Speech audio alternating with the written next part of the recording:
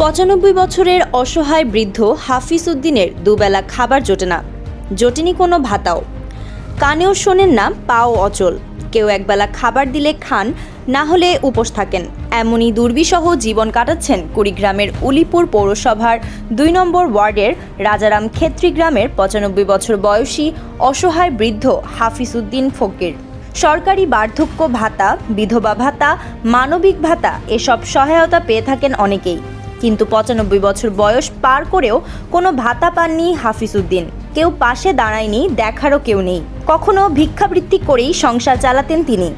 স্ত্রী ও একমাত্র মেয়েকে নিয়ে কোনো রকম দিন চলছিল, কিন্তু ভাগ্যের নির্মম পরিহাস, মেয়ের বিয়ে হয়ে গেলে সে স্বামীর বাড়িতে চলে যায়, আর খোঁজ নেয় না বাবার। এরপর শরীরের শক্তিও কমতে থাকে, একসময় পুরোপুরি অচল হয়ে পড়েন। স্বামীর বোঝা টানতে না পেরে ৫ বছর আগে স্ত্রীও তাকে ছেড়ে চলে যান। মানে আপনি যে অসুস্থ, এই যে আপনি বললেন যে আমার পা ভাঙা, হ্যাঁ অসল, হ্যাঁ, এই অসলটা কতদিন ধরে? অসল ৫ বছর থাকি। ৫ বছর থেকে বেড়া বেড়ি নাই। হ্যাঁ, বেড়া নাই, বেড়ি আছে। বেড়ি বিয়ে দিয়েছি মঙ্গল বাসা। তাতে কি আপনি সরকারি কোনো বরাদ্দ পান কিনা? সরকারি, হ্যাঁ, মানে সরকারি যেমন বয়স্ক ভাতা, বিধবা ভাতা। বস্তু ভাতা পাচ্ছি, হ্যাঁ, বস্তু ভাতা পাচ্ছি। এটা মিছে ভাতা দেওয়ার নেই, এটা দিছে হ্যাঁ। ১,৫০০ টাকা আচ্ছা, এটা পান, নিয়মিত পান?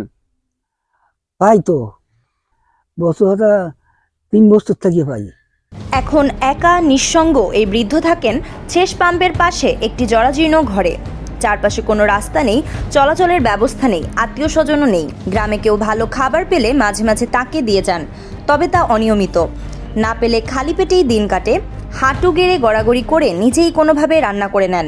স্থানীয় বাসিন্দা নূর ইসলাম সম্পর্কে হাফিজ উদ্দিনের ভাতিজা জানান, যতটুকু পারি দেখাশোনা করি, মাঝে মাঝে খাবার দেই, কিন্তু আমি একজন কৃষক, নিজের সংসারই ভালোভাবে চলে না, তাই সবসময় সাহায্য করা সম্ভব হয় না। সরাসরি এখানে এসেও মানে দেখা করতে পারেন যারা এলাকাবাসী আছেন।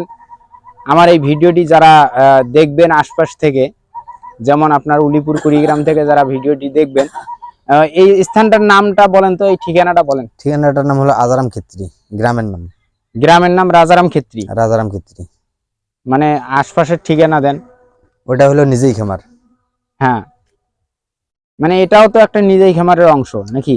না, ওই যে পুকুর আছে না, পুকুরটা ওই সাইড, পশ্চিম সাইড আর কি নিজেই খামার। এই সাইড হলো, এই সাইড হলো রাজারাম খেত্রী।